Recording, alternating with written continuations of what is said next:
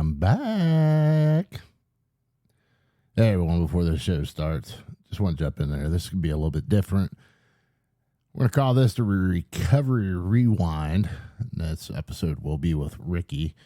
Sometimes don't always have someone to come on and share their story. So this episode, we have Ricky coming on here, and we are backtracking to personalized puke bucket with Jess F. That was episode 25.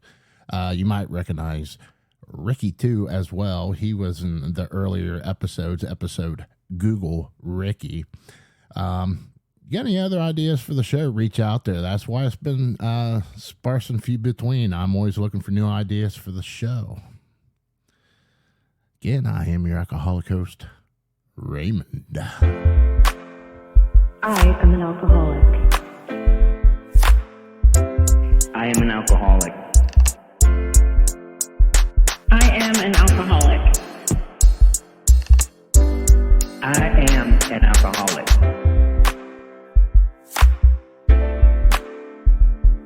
I'm an alcoholic. Oh yeah, Ricky, and I am an alcoholic.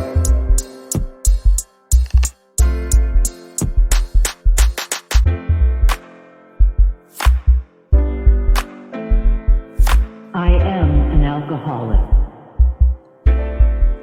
Good morning, good afternoon, good evening.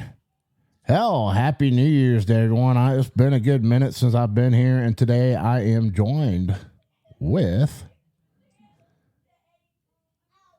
a guy that's been on the show before. What's up, Raymond? How you doing? See, you already forgot how this works, man. Happy Sunday. Yeah. Happy Conference Championship Day. Oh, yeah. I got my money on the Bengals, but everyone's hyping for the Bengals to win, but everyone was hyping for the Bills to win last time. So we'll see, man. It is what it is. People say it's rigged, like wrestling or whatever. It's whatever. Hey, wrestling is not rigged. Okay, I'm just saying. I watched a lot of Hulk Hogan and Macho Man Randy Savage back in the day. That was legit. Yeah, I had the rubber action figures back in the day. I remember having like Junkyard Dog and Oh yeah, British Bulldog, all that stuff. But yeah, man. yeah, so glad to have you back on the show, man. He actually giving us the first kick for the new year here. We've been having issues. Well, not really issues. I mean, I can only get people on here who want to talk, and he gave me a good idea. So we're gonna go with it tonight, man. If you don't know, we are. Well, I'm still an alcoholic. I don't know. Are you still an alcoholic, Ricky? Yeah, I am. It's going to be a life thing. So yeah.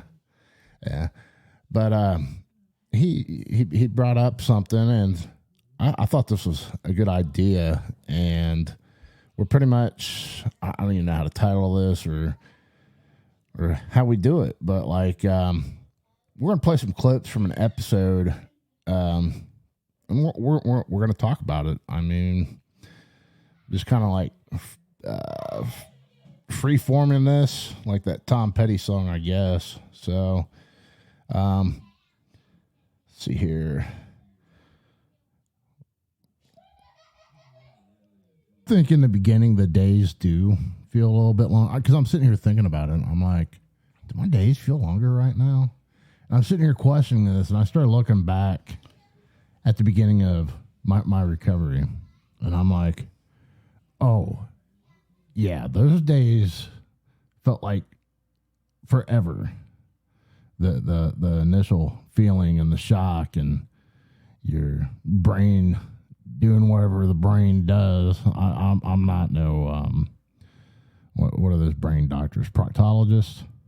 Yeah, those are the right ones. Yeah. So it's like those proctologists, yes. Yeah. I'm just saying, it's just like, you know, it's a good thing, because, you know, you got 6 months and some change, and I'm about to hit I guess they call it a birthday or whatever. I just say, I want to call it a soberversity. Yeah, my soberversity, my first one. And it's like, wow, where we go from here? And, you know, I have the opportunity to see you come in and change. Man, that's I didn't realize that clip. I kind of like read over the notes, but I didn't realize that was me. I thought you were referring to Jess, and this was I released this 2 days before I took my year cake. What to you, Ricky? What stood out to you for you to mark this one down? So it was, the early days of sobriety, right? I mean, I just remember the sheer desperation, and we hear that a lot when in the meetings with newcomers, and the hope that things get better, and often often other members of the program would chime in and share their experience, right? And I think that's important, right? That the early days of recovery, that things do get easier. Like, don't get me wrong, like that first month, it just comes down to grit, right? It comes down to just grit and like just getting through the cravings and the temptations, right? And, to some degree, I experience it, right? I'm sure others do. I'm sure you might have moments as well. But once you get past that, I found that for me, it was always it was just trying to live life, finding out how to live life sober. So I really, that one resonated because that's something that I think that, it's something that I think sometimes gets glossed over, right? Like in the rooms, it's just like, especially like some of the meetings that we attend, right? Where there's a lot of participants, the shares are short, or we try to keep it within a certain time frame. So, but yeah, that's what I thought. What did you do early in your program to get you through that first month? Man, my first month was, you know,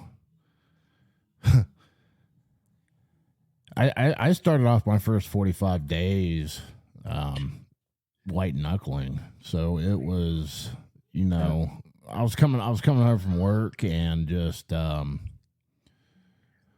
trying to focus on other things, try to block everything out. But I mean, it worked to an extent, and I didn't realize until after the fact that if I wouldn't have sought additional help, I was going to end up back in, as you call it, off the wagon. But I was trying to occupy myself constantly, but I was also isolating myself from other people around me. Family, wife, kids. Stuff I was already doing when I was a active alcoholic. So I was doing a lot of isolation in the beginning until I got into the program. Right. Yeah. I think that, everyone's journey is different, right? The isolation, I kind of did that as well, like really buckle down on these meetings. But I found those connections going to those online Zoom meetings, which was super helpful, right? And I, to this day, still encourage people that's new to do that. Find that connection, stay busy. Dude, like I remember, I remember when I would drink, it was always at 7 o'clock at night. And so that's where I found my meetings to go to keep myself busy during those time frames. And yeah, just always having an exit strategy whenever out in public, some type of an exit strategy. Especially if you don't have a sponsor at first, right? Because there's, I basically didn't get a sponsor until 10 months in, but initially it was just, going to the restaurant and just trying to get the hell out of there as quickly as possible because I saw I saw people sitting at the bar and I'm like, oh my God. So, but yeah. Connection's important. Definitely connection, and it's I like the fact that you bring people early in the program because I always try to focus back to when I hear like newer people coming to the meetings and they're like, well, I don't have anything to bring to the meeting or anything like that. And I always remember hearing other people in the meetings saying, you just being here is bringing something to the meeting and what you share and going through because it's like a reminder to me. So, and, yeah, I'm glad you brought that up. I'm like sitting there looking at this, and it was just like 2 days right before then, and it's just like I reflect to that, and I reflect to it again, and just other ways I work my journey now. Now, are you sponsoring people? I've been trying to find another person to sponsor. I still have my one sponsee he's doing real well. We've actually, from the suggestion of my sponsor, make sure we're staying more in touch because we've kind of like probably not talking as much. So we've actually found, we set a date and time. Day of the week and a time to where we're actually making sure we're checking in with each other. And so. Full disclosure, I'm terrible at that with my sponsor. I'm terrible at that, and I feel bad. Me too. So I'll probably be making a phone call here in the next day or so. Right. But yeah, I mean, it's just I always think about like, hey, I'm fine, whatever, and I always think that I need to be on fire or something wrong, but that's not the case because it's just even a quick hello. It's still good to do it regardless, and that's a good reminder. I think another thing is important is the I say busy finding that connection, but the accountability, right? Holding yourself accountable in some way, making sure that if you find yourself in a bad headspace, that you have somebody that you can reach out to, whether it's a sponsor or just like a mentor, right? That's one of the things that I've encouraged some of my sponsees to do. Even if they're not ready to sponsor anyone, just be a mentor to somebody and reach out to them and try to make sure that they're okay. Because there is going to be somebody at the start of this, right? It's the start of the journey where they're just going to need to pick up the phone and be talked off the ledge or just help, sort things out in terms of what's going on in life, or just to have somebody listen to them. Right. That's just as important as well. Yeah. Let's see. I've pretty much got this queued up to the next thing. I'm not even going to look. I'm just looking at the times. I'm not going to look at the notes. I kind of like the surprise aspect of this, just to see what you picked. And let's see here. This is running like a well-oiled machine already. Let me tell you. 5:30 to 6:07. Couldn't grasp anything about it. I got a sponsor at that time. This was about 17 years ago at this point. So there obviously was no Zoom meeting. So you went to AA. They were always in churches. They always had the same format. And I lived in a really small town, the same town I grew up in. So I would see a lot of people that I knew, which was fine. I mean, but you kind of like the anonymity thing is kind of hard because you're not really anonymous when you see someone but you're hoping that they're not going to say anything. But anyway,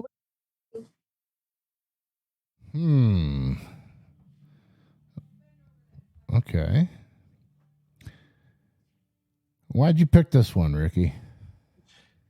So keeping the anonymity, right? I'm trying to look at my notes here, but the anonymity, I remember actually running into some. So before during my early back in like 2013, I started going to AA, like in-person meetings.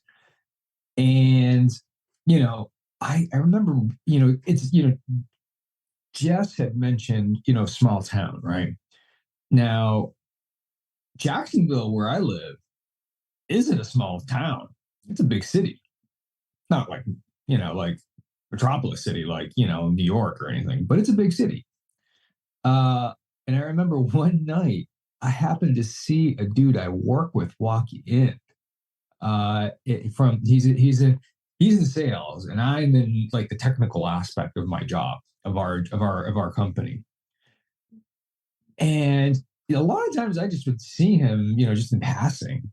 Sales hardly ever in the office. They're always on the road. But I happened to see this person, and I just remember thinking to myself, I'm like, holy cow! I'm like, I can't believe he's here. Like I never would have thought he had a problem because he was like about my age at the time, you know what I mean? And he walked, he always seemed like he had it together. And it's like, and he does, I'm sure he does. He was, things were going good for him, but maybe he was there for maintenance. But and then I remember running into him one day at the office.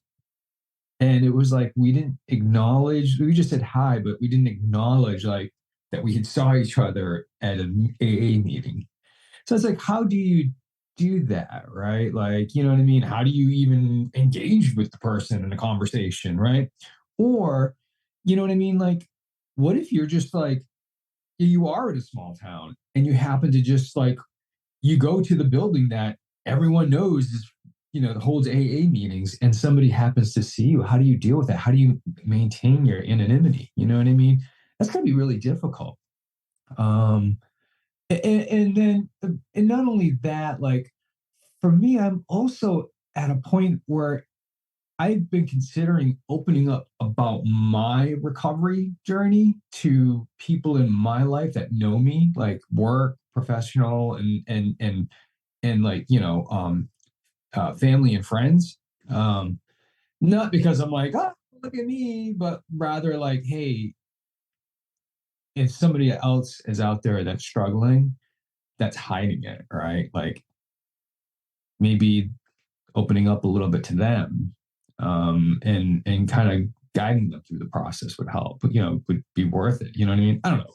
But just the whole anonymity part though, I'm sorry, kind of got on a tangent there. But yeah, that's a fascinating aspect of the journey. It's like, how do you hide that? Like maintain, going through the day like anyone else, and not showing that you're struggling early on in recovery. Shit, I was a hot mess, man. I was a hot mess early. I was going to work and sitting in my chair crying and like trying to hold it together, and I was managing like 100 and some employees. I'm like, what the fuck is wrong with me? And I had a lot of outlying factors and stuff like that, but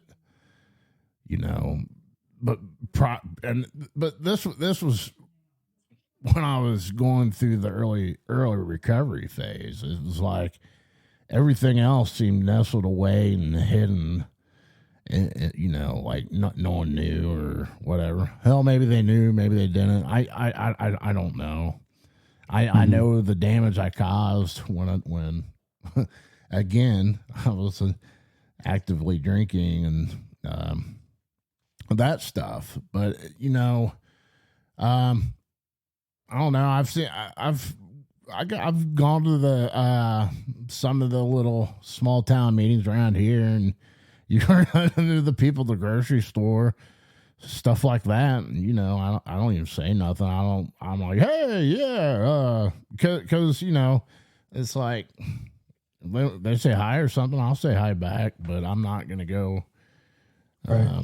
But I like you said, I caught on pretty early with the helping others, because if no one had helped me, I don't know how well I would have held together, and I don't ever want someone to feel that way, and that's why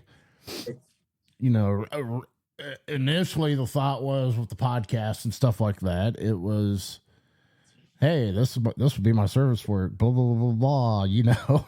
But now it's truly, you know, it's to help other people, and someone calls or reaches out, I'm more than happy to. I make sure I'm putting my numbers out in the Zoom meetings, and I'm signing the phone number list when I go to in-person meetings and stuff like that. But I'm not worried about the anonymity, but I'm not also going out and like, oh yeah, I saw you in a meeting or something like that. I respect other people. No, I got you. Yeah, and you know, it's like the people that come onto this podcast. It means a lot because you can see that they're sharing their story to help others, to help people relate, and I appreciate it, you know. And I only know of the people that, you know, I get told, or something, you know, in passing in other meetings, hey, so and so said they listen to your show, but I'll be in like other meetings and like, hey, your podcast brought me to this meeting, and I'm like, and that just instantly just like it was like a feeling of like, wow, this is it's a feeling I can't even describe, because it's something, you know when I was in law enforcement, you know, it was like a thankless job. You know, I did it as like, if I did it for like a paycheck, you know. right. I enjoyed doing it, but it was just like, that is something that went on to my gratitude list, was being grateful to be able to help other people, and just hearing that. And it was just like one of those, That was feeling. Yeah. It's like, it brings out the inner teddy bear in me. The inner teddy bear. You know what, Raymond? I think like what we should do in these meetings, AA meetings, is like we should have like a secret handshake. So when we see her into somebody in public, there's that secret handshake no one really gets. Yeah, I like that. But I think you brought up a good point though, right? You brought up a good point about, like, you know, the people that you do see in the meetings. Like, you know, there's always going to be that cordial part, right? Like, you're going to be like, or, you know, that there's going to be like that level of understanding of like, okay, this is between us, right? But yeah, like I guess it's like the chatter, maybe the chatter that people might hear in the small towns, if, oh, you see so and so, or like, you know, or, you know, you're walking into the building and you just see somebody who you just happen to work with, or on your way in or something, you know.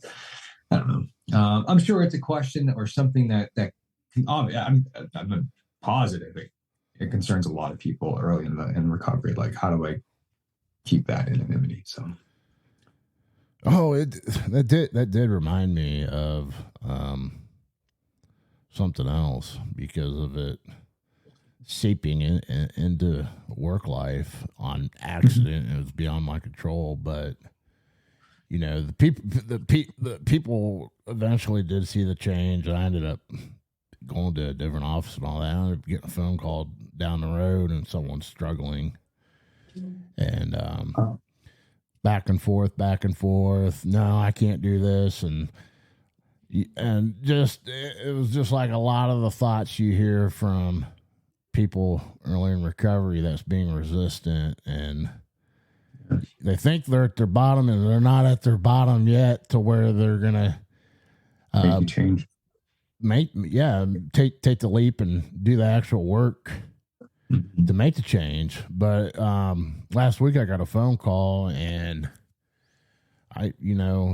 this guy, he was checking in there for a good minute, but then he totally went off the radar. And I got a call the other day, and it was just like, hey, I'm getting my 60-day chip, and I'm going to this meeting in this town, and I really appreciate you answering the call. But he had to figure it out himself, because it was to a point to where some of the phone calls were like manipulations and just trying to say this and use me as a scapegoat to try to repair their relationship and shit like that. And I'm like, hey, this ain't cool, man. But they ended up going out and seeking help and finding their way to do it. But they're actively going to meetings now, in-person meetings, and saying, I don't believe in that stuff. And well, you don't have to believe in that stuff. You just have to do the work. And was getting a 60-day chip. And I was like, man, that's cool. So, at the time, it was just like, I didn't want like everyone to know my business, but I was in a state of mind where my business was quite obvious. And it just hearing that kind of stuff, it makes it worth it in the long run. Right. That's awesome. So, but yeah, because I was trying to think of, I'm like, the work thing, and that reminded me of it. I'm like, did I ever bump into anyone? No, it was a phone call. Let's see here. I got this next clip queued up for us. Because that's really important to me, is keeping in mind that this is my program. This is my recovery. Somebody we both know very well says what works for me may kill you. I really believe that. Everybody is going to approach things differently.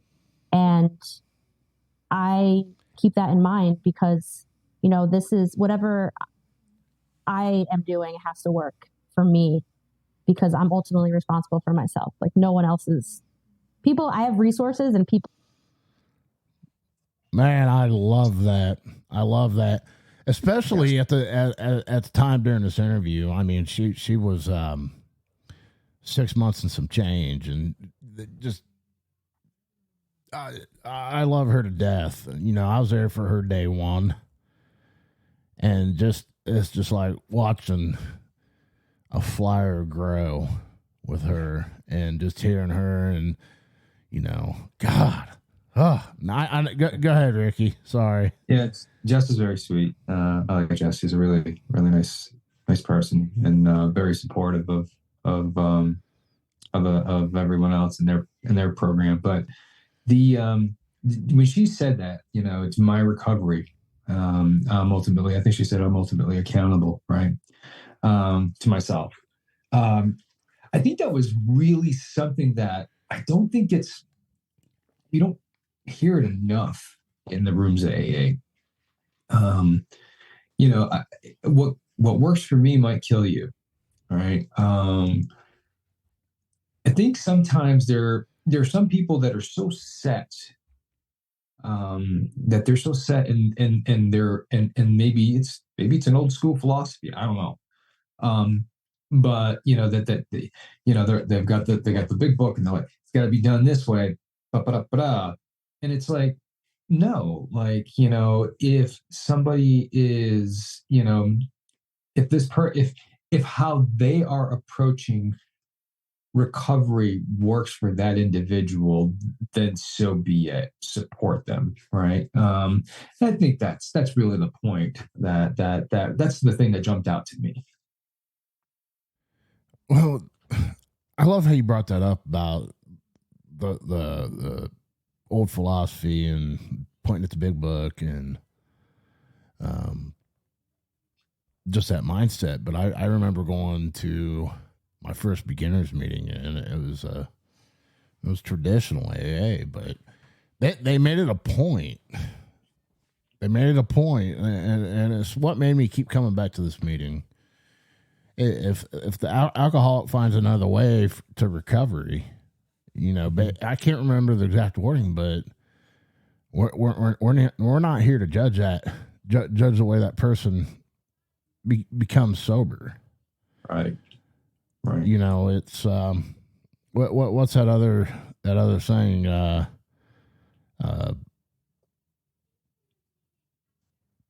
Principles before personalities. Something like that, yeah. Something like that. I mean, there's so many directions you go on that because, and the person that I've heard say, what works for me might kill you. That was another person that was on the podcast as well. Mikey. Yeah. Yeah. So, I mean, that's why I like the term many paths to sobriety. Mm-hmm. And because that was, like I said, that was one of the other first secular meetings that I found, and it just kind of made me branch off because up until the point to where I found actual direction, I was trying to figure out other things in my head just for me not losing my shit, you know? And yeah. I think another part that kind of that it kind of branches out off onto, right? It goes beyond, to me, it goes beyond just like, okay, the meetings, calling your sponsor or engaging in other members of the program to help them through, right? Be supportive of others. But there's another aspect, and it hits home for me because I deal with it. But like the mental health aspect of it, right? There's some of us who are just dealing with stuff, and we have to go and seek help professionally. And you know, there have been stories that I've heard where, you know, I guess maybe shaming is probably the word, for, you know, taking medication that to address some of the stuff. And that's the part. It's like, you know, listen, you know, be supportive of someone's journey, you know, help them out, but that's not our role. You know what I mean? That part of that side of the yard, you know what I mean, if you will. So that's why. That's just an example. You know, of course, like, you know, however many meetings you're able to attend and whatnot, it's important. And if you can fit in as, you know, however many meetings you can do in a week, then do it as long as it works for you. So, yeah, there's no cookie cutter way for this program, right? You know? Yeah, exactly. That's yeah. I had a feeling you're go the direction with the medication and people. I could never understand that, and that's been brought up on this show multiple times, and it's just like taboo for some people. Yeah, and I'm just like, huh. And I believe the big book even says you're not even supposed to do that, or you know, all the push religion and all this other stuff on there. I mean, it is kind of like, you know, traditional is, you know, it is what it is, religiously based, but it still works. But and I think also it's important to add that, like, that's probably like the minority, like that's the small example or a situation where people are kind of being shamed. But again, the overall point though is just making sure that you're doing what works for you, and yeah, not someone else's guide or plan. The other thing it kind of just made me think about though, like some of this other stuff. Do you think it could be demographics too of where some of these meetings are held, like in Bible Belt areas or stuff like that? Oh yeah, I think that demographic, like, you know, maybe the old school, you know, philosophy of recovery, whereas, you know, the younger group, whether it be like the Gen Xers or, you know, the millennials, you know, who are in recovery now, right? Maybe even Gen Zers. I think some of them might be old enough to probably be in a program as well if some of them are struggling. But maybe, like, for example, like someone in my dad's age range, like, you know, my mom and dad's age range, like, well, they're not here anymore, but like, you know, 60s and 70s, right? That might be like, oh, it's got to be done this way, you know. You gotta eat your vitamins every morning. Say your prayers. That's a wrestling reference for anybody. Anyone's wondering.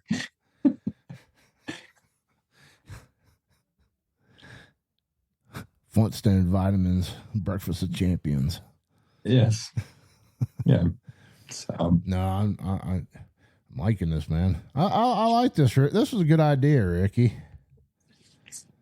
thanks. Yeah, it's For someone finding recovery through Google, you come up with some pretty good ideas.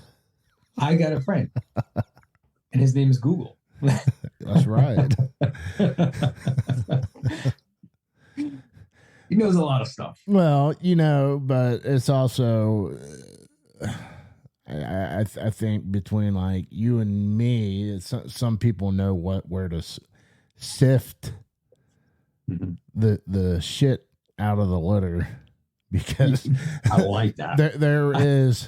There are groups of people that are also out there that believe everything else that's out on the internet too, and we're able to, like I said, shift this shit out of the litter, and that's some people may have that issue, and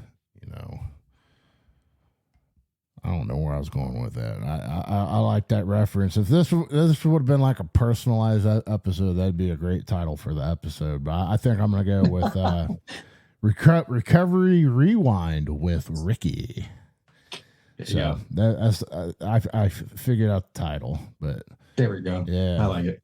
I got to remember that saying too. So I hope to hear you say that in a meeting sometime. Sift through the Someone. shit. Got to shift sift through the shit like litter. Right. I don't know. It's good. So, but let's see here, man. This next one, this is a good stretch here. Let's see what you got. 17 years ago, you first came to AA, and which was traditional. Was there more of a desperation the second time, coming back 6 months ago, or? Yeah, there was an absolute desperation. Basically, I got to the point where my son, who is 9, was 8 at the time, 6 months ago, but now is 9, had to walk me home from the bar / restaurant in town. Which I don't remember because I was blacked out. Walk me home, get me in the house, literally crying, begging me at the bar to stop drinking, and put me to bed. Like my child put me to bed. And I woke up in the middle of the night like, oh, I'm in my bed. Great. Like this must have been a fine night, because I blacked out, and I had, in my mind, was like, as long as I was home, like everything was fine, because that was my marker of it being, everything being okay. Like I made it home, and I'm safe in my bed, and I looked over, here's my dog, here's my child, everything's fine. I felt like shit, and I was still drunk, so things didn't really sink in until the next morning. A couple hours later, my alarm goes off, and it was a school day, and I had to bring my son to school. And when the alarm went off, I just had this feeling like, okay, no, like I don't feel right, because my, the alcohol had started to dissipate, and I had started to sober up a little bit by that point. And then my son woke up, and he proceeded to fill in all of the gaps of what had happened. And it was horrifying.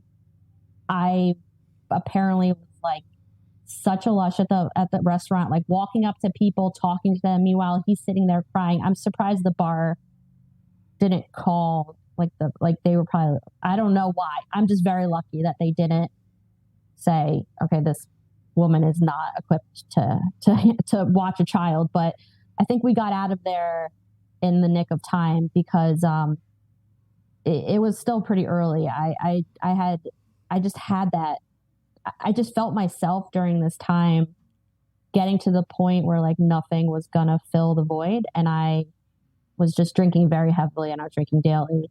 And this night in particular, I just had a bad day, and it was like, fuck it. So I drank a lot really quickly. So when it hit me really hard. And I had enough sense to know my son was crying, that I should leave. We left, and apparently I was walking in the street. I was talking to like homeless people on the street, and my son was just begging me to go home. I was stumbling. I had food. I dropped all the food everywhere. I came in the house and I sat down on the couch, and I was just like, go to bed, set my son to bed. And it was like 8:30, and he was like, so he went upstairs crying. Apparently I passed out on the couch, and my son like brought my purse upstairs and like plugged my phone in and set the alarm, like all the things that I should have been doing as an adult and he was doing as a child. And he filled all this in for me, and I just broke down, and I just cried, and he was consoling me. Such a cute kid. And he said this, and I'll never forget this. And this is what I think about every single day. He said, Mom, they take kids away when their parents do things like that. And once he said that to me, I was like, it all just hit me. Like they do. They absolutely do. And I just thanked everything that I could thank that I didn't get arrested, and he didn't get taken away from me the night before, because that 100% could have happened. So that the other times that I felt my low points, I didn't have another human being solely reliant on my behaviors and my actions. This was the first time, and I had done plenty of drinking since he was born, but the first time that I really, really felt, okay, this, if I don't get sober like this, I'm going to ruin everything that I have. And I'm especially going to, not have a child, because there's no way I could have kept up the way I was acting. So that was my bottom. That was my bottom. That was like my wake up call, was that one sentence. And the fact that I was just like, how horrible for a child to have to go through that. And I replay the tape, right? They say to do that. And that's every time I don't think about going out and drinking, just because I'm so committed to this program, and I try not to give myself time for that right now. But when it does come up, I just go back to that one sentence, and the way that I felt. So, I just stayed in bed that whole day, and my son just consoled me and sat there next to me, and he didn't go to school. And then I just, felt like shit. Because I had drank so much. And once the hangover subsided that next day, that was a Friday. On that Saturday was when I pulled myself together and was like, get yourself to AA, like immediately. Like, you need to get yourself into this program, because I just felt like I didn't have a lot of chances left. So yeah, that was the difference. It took, I had a couple of DUIs in between. Well, I had one when I was 23, and that's the first time I went to AA. The second one was when I was 31. My son was young. It was just a baby. But I chalked that up to, I was going through a divorce, and, I was really depressed, and like everybody around me chalked that. Not like I expected anybody to tell me what to do, but my family saw it as, they were understanding. Let's just put it that way. They were understanding because of what I was going through. I was in a horrible, abusive marriage. Like I said, I was going through a divorce. There was a lot of things, restraining orders and all kinds of other very stressful things happening at that time. And I'd also been through, within 24 months, I had gotten married, gotten pregnant, had a child, and gotten divorced, all within 24 months.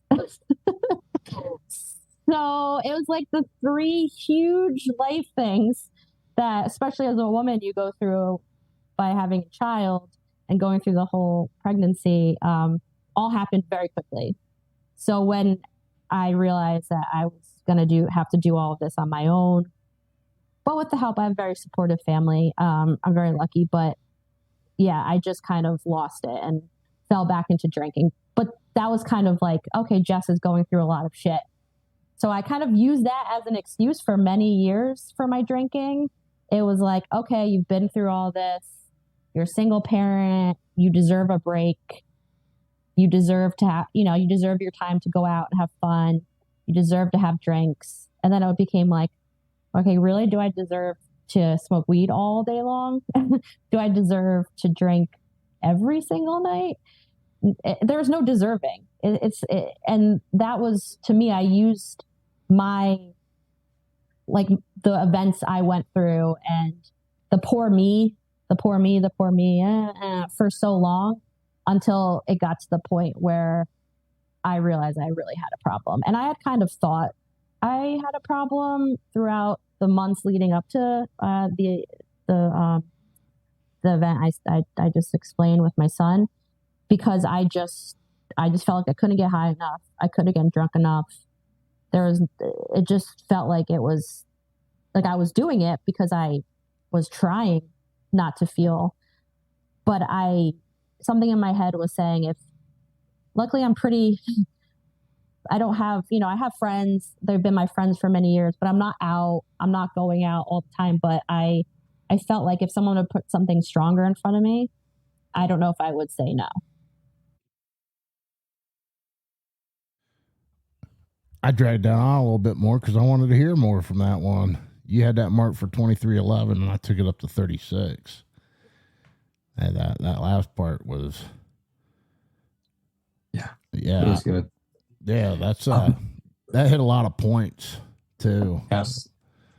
So I don't know about you, but for me, when I hear these stories, right, it really is a theater of mind, right? So as Jess is going through the story, like I felt like I was there with her, right? I felt like I was like, holy cow, like seeing all this unfold. And then there's the dad in me, right? Who, as she gets into the story part about her son, like I remember waking up one time at like 2, 3 in the morning because I had blacked out on the couch and found a blanket on me because my son came down and found me and covered me up and put a blanket on me so I would stay warm. I could be warm. And so it was like what resonated with me was just having your kid be there to be there for my son had to be there for me to comfort me, right? Or some way. In this case, it was a blanket, right? And it sounds so silly, but it was like the next day I felt like a total idiot. I felt so bad. But the part that really jumped out is when she said, I replay the tape. I think this is what she said. Replay. I replay the tape, or I think that's what she said. But it's like, yeah, like how many times have we been there? Like, think about your own journey. Like how many times have we gone back to that one moment that was, okay, this is the defining moment. I gotta change. Something's gotta change. Right. And think about like the effects on your loved ones and your own, and for me, it was like also my health, my own physical health, because it was taking a toll on me. So yeah. And I'll be honest with you, like after listening to that, I just like, if you could just reach out and hug somebody, I was like, I would have done that, because I felt so bad, because it's like that one hit home as a father. It hit home. So yeah, me too. I've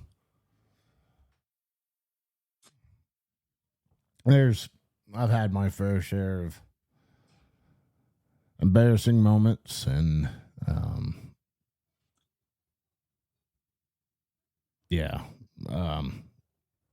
replaying the tape right now. It's it's just a reminder of like, you know, those days you're just like, oh, I can just do one. But you know, it's not just one, because I start replaying the tape when those thoughts pop up, and it's like, it's kind of like a montage in my head that goes off when a thought like that comes up, and it's just like, it's never just one. It's never just two. It's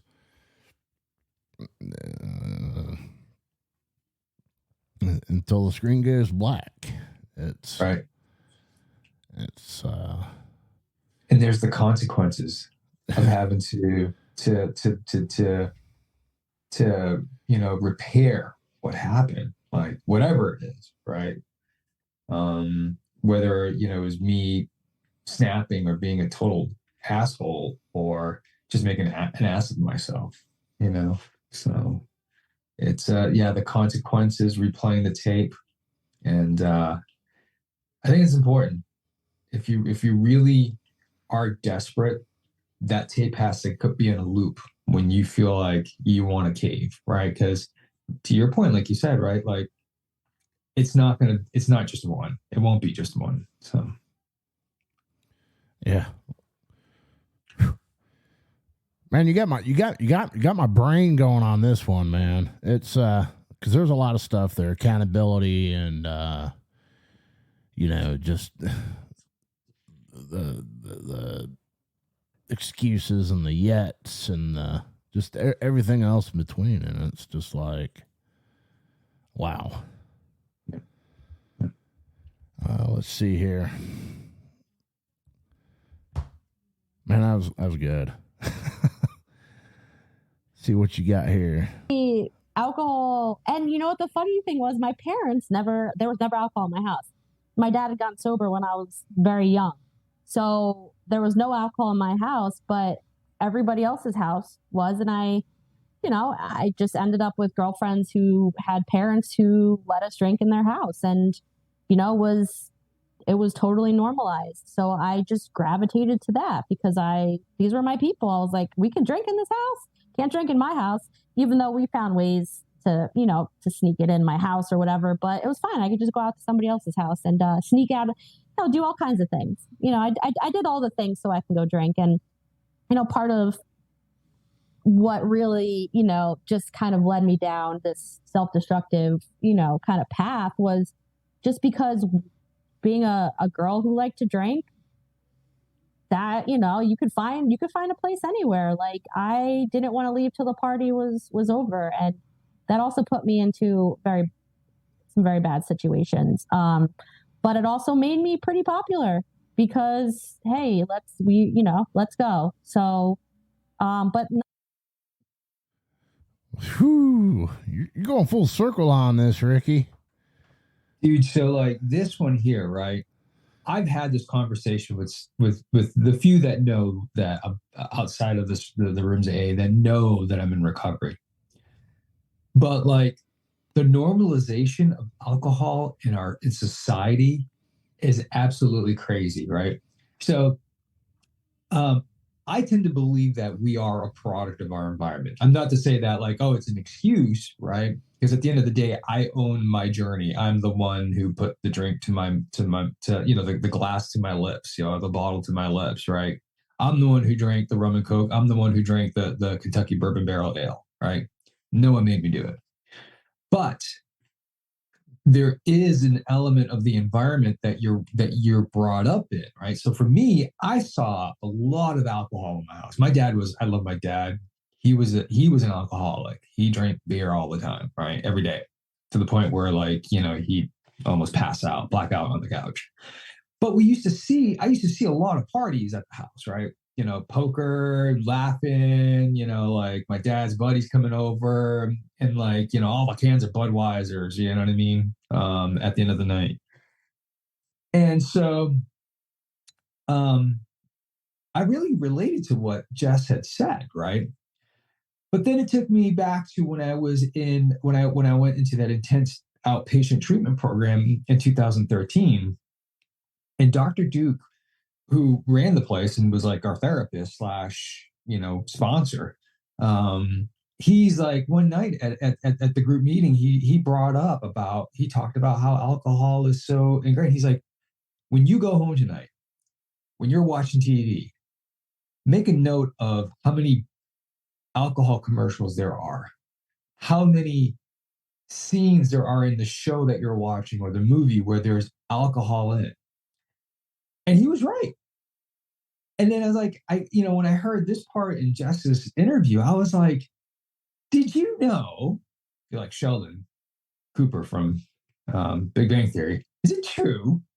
But did you know that there's alcohol in Ratatouille, a Disney cartoon? There's a scene where one of the characters is holding a glass of wine. That's how socially acceptable it is, or how ingrained it is in our society. You know what I mean? It's just crazy. Like, Well, you got the Marlboro Man, you got Joe Camel, you got everything, man. You don't see Marlboro Man or Joe Camel anymore because that's impressible upon children, and now everyone's ever bored with everything else. That's I don't know. That's going to take me on a whole nother rant. It's just like I don't even think about this stuff, but it just kind of made me think about it. But yeah, it's the normalizing. I see it too. I watch a movie or a show. I've been watching Yellowstone lately. Man, they're drinking that. They're drinking all that whiskey and bourbon, and I'm like, and everything else. But it's just like, look at all the commercials that's going to be on the Super Bowl this weekend. Oh my God! Well, not this weekend. Yeah, but yeah, I mean it's everywhere. But yeah, I didn't. My parents didn't drink. My mom, she drank wine like every now and then. I think it was just, I thought it made me cool. Right. And I thought it made me the life of the party. I was a jackass half the time. We're the dumbass, daredevil, whatever you want to call it, however you want to put it, because I look at it now, all the people I've partied with and all the people I drink with, it's like, where are they now? Right. Who do I associate with now? Me and my family. Yeah, I'm a hermit. it's and I sit around and talk to other alcoholics for fun. Yeah, we have fun. We have good times. No joke. I look forward to the meeting. Like I do. I look forward to it because I get to ham it up with people. Yeah. Well, that's why I'm like, when you reached out, I'm like, cool. I haven't really talked to Ricky in a good while, so hell yeah, let's do this. And Tony S, when he reaches out and has an idea, and I'm like, okay, this sounds like fun. It's a good idea. But what was? Oh, I'm sorry. Go ahead, man. I was gonna say, it's funny because you mentioned Camel cigarettes and whatnot, and I know you love motorcycles. I used to ride. I miss riding. But back in the 90s, Honda had released a CBR, which was for those who are unfamiliar with the sport bikes or motorcycles. Honda CBR is a sport bike by Honda. They I think they still make it. Yeah, they do. But they had a Smokin' Joe edition that came out, and I so desperately wanted one. It looked exactly like the official racing bike that Honda used in their racing circuit. And it had the big Camel logo on the side, the purple and yellow, all decked out. Sorry, unrelated. I just, the rider in me remembered that, as you mentioned, Camel cigarettes were terrible, by the way. Ugh. Yeah. I smoked whatever was on sale. Shit, it's $100 for a carton of Marlboro now. I used to be able to get Marlboros for $1.70 and a pack of Basics for 55 cents. And Basics cost more than Marlboro now. Back when I smoked, I being from the Boston area, Newports was my thing. Newports. Yeah, Newports. Oh. Yeah, I did. I like the...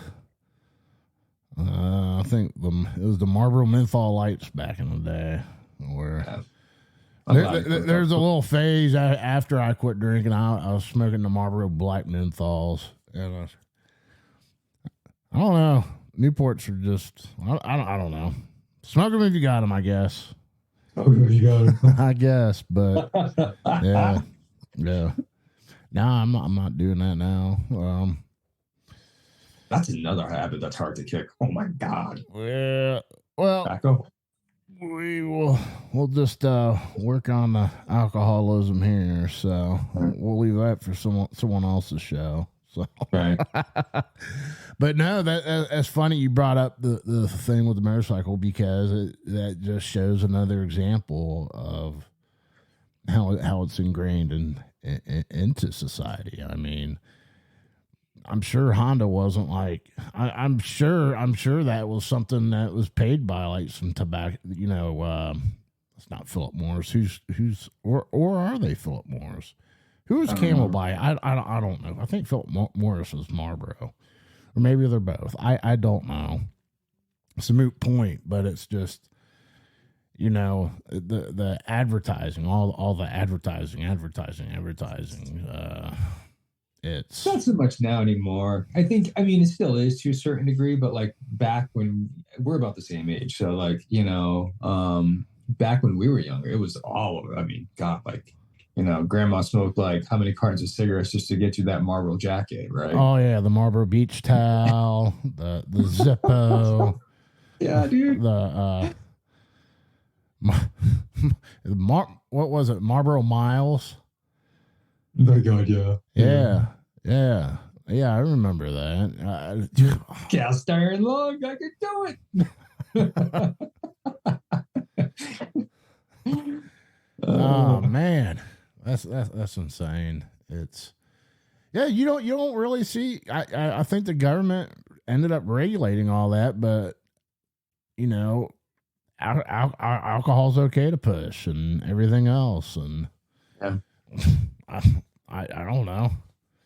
They had prohibition, then they got rid of prohibition, then you still got dry counties and stuff like that in certain areas.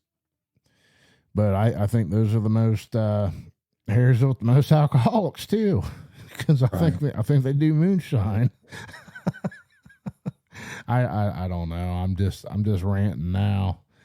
But yeah, I like that, because it makes you think, and especially with the alcoholic mind, it takes us back, and it replays the tapes and brings back memories and stuff like that. And I think that's important for us to do stuff like that, is because it makes us reflect to a lot of things. Yeah, and that's why I'm glad we're doing this. This is fun. I think I'm 3 seconds ahead on this. This is the last time segment you brought up here. Let's see what you picked, Ricky. This swings me back around to my second part here. Is you tried traditional AA, and then you came to secular AA. And when you came here and you started working a program, you're getting to the point you're at now. Does it matter what type of AA you go to now, or? No, it doesn't. I actually was just in Vancouver for work last week, and I needed an in-person meeting. I was around a lot of alcohol. I just, I didn't feel like I was going to drink. I just wanted to I just needed AA. I think this is something that's, what I love about the program is it's everywhere. It's all over the world. And if you need a meeting, it's there for you. And I knew I could have went onto like a Zoom meeting, but I wanted an in-person experience. So I just went online and I found the 11 p.m. meeting at the Vancouver Recovery Center. And I was like, I felt very safe. And I was like, I don't know where, I need a meeting. This is I read some reviews, said this is a great place to go. They have meetings all day for all different kinds of recovery. They have NA, crystal meth, anonymous, marijuana, whatever you name it, they cover it there. So I was like, okay, let me just go and see. And I show up and there's just one woman, the woman running the meetings, and she was very nice, gave me a cup of coffee, and it was just like, I don't know if sometimes people don't show up since the pandemic, and I was like, that's fine. If anything, it's just great to have a cup of coffee and just get out. I just needed to get out of the hotel I was in, because everything, all of our events for work, all of the drinking, everything where we were staying was all taking place in the hotel. So, but then the doorbell rang and somebody else came, and so there was 2 people. So all you need is 2 people and a resentment, right, to have a meeting. And so we could have a meeting, and it was and he had 10 years sobriety. So he led the meeting, and we read all the traditional stuff. It was all over the meeting room we were in. There was like signs with the Serenity Prayer and all of the things and the Lord's Prayer. And, we read, everything was the traditional, we read the traditional steps, and I didn't care. I just was happy to be in a safe, sober space. I could have got down on their knees and said every prayer in the book. It didn't matter to me, because I just needed AA, and I would go to any meeting. Honestly, I mean, we have so many, I think it's just such a, dare I say, like a great time to be in recovery. I don't know. I feel like it is because we're kind of spoiled for choice now, right? Like you can go in person. The pandemic obviously changed things up, but if anything, it just created all these Zoom meetings, and people can be online. You can go in person. I also have talked to my father, quite a bit now. I used to think like he sucked and like he knew nothing about life, because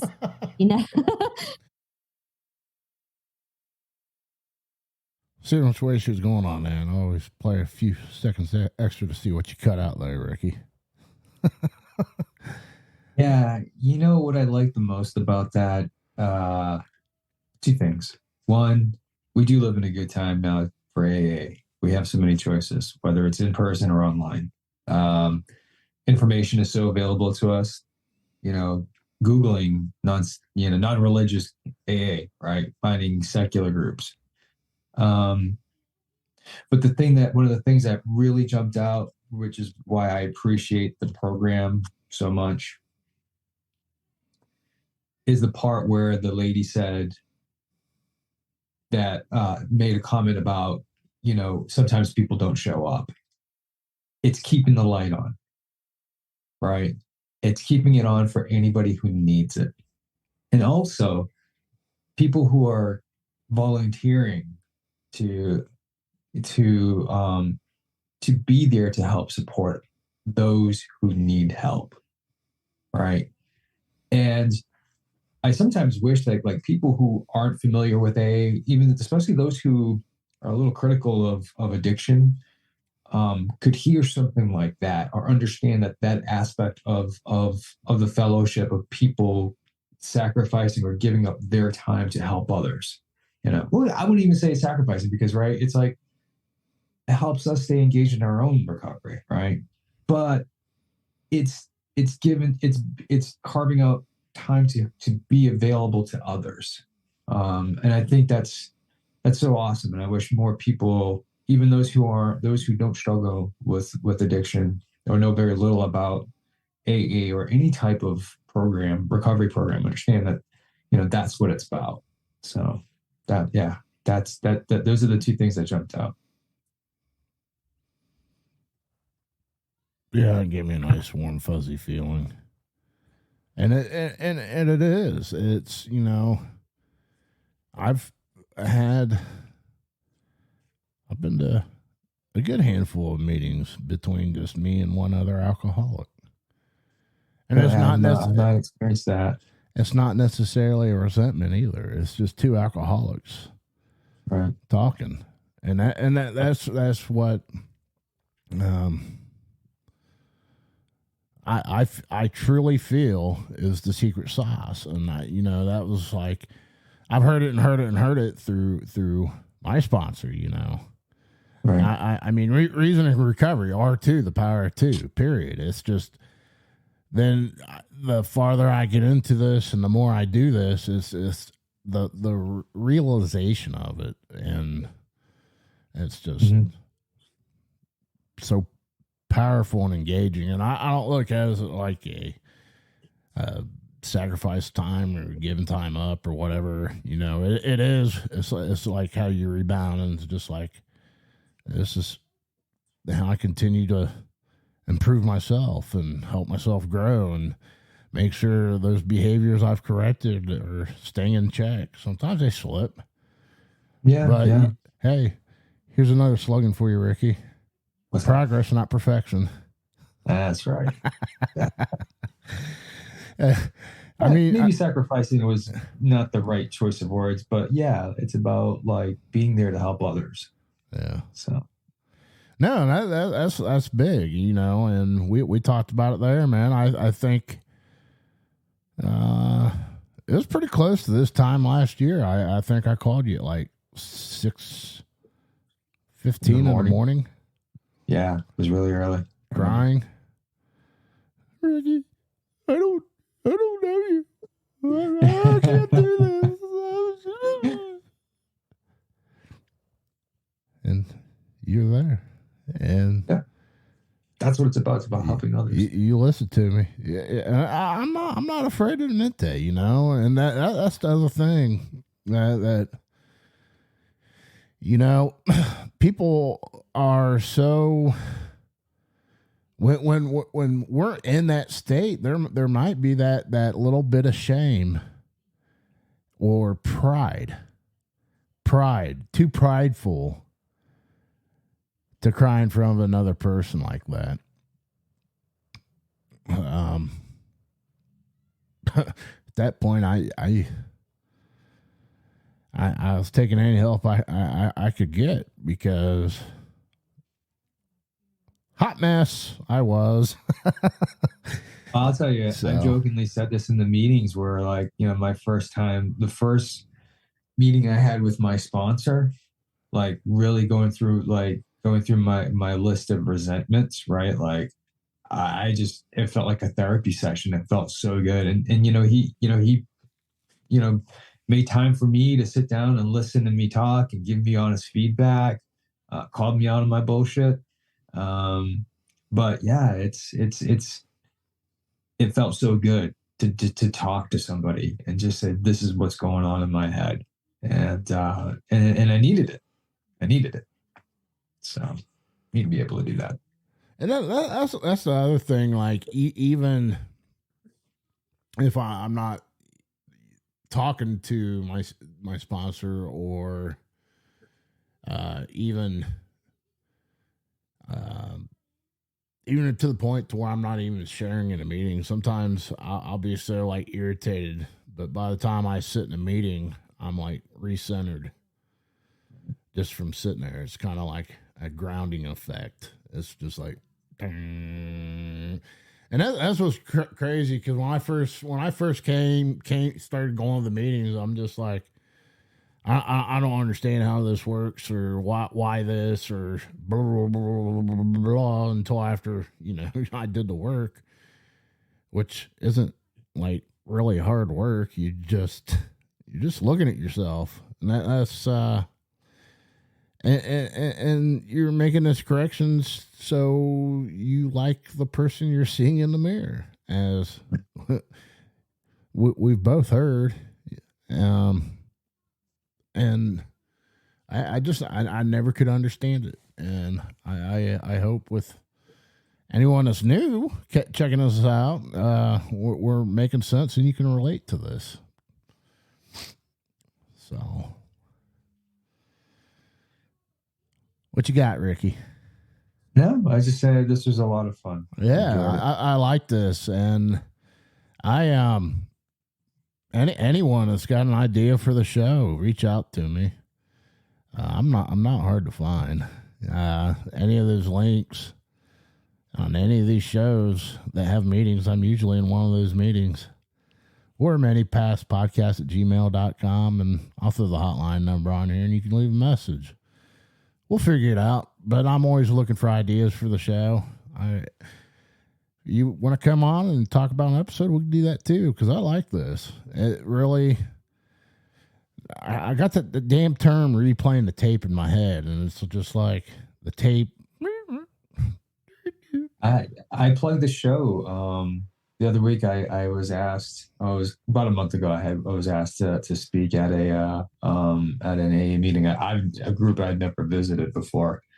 It was during Oh My God on Monday, so I ended up going to the I went and shared my story, and I plugged your podcast, and someone immediately pinged me like shortly after I brought it up. And she asked for the URL. So I posted it and I shared it with everyone that was there. So I'm hoping you're able to get some more listeners. So. That's probably where I got my little listener boost there from when I wasn't posting, and I appreciate it. That's how AA worked. I mean, it started off like this, and people started talking, and hopefully it's received and helping someone new that you introduced it to, Ricky. I mean, you were, excuse me, hiccup there. You're at man, episode 2, 3. I don't remember. I don't know. You guys can find the title of the episodes. Google Ricky.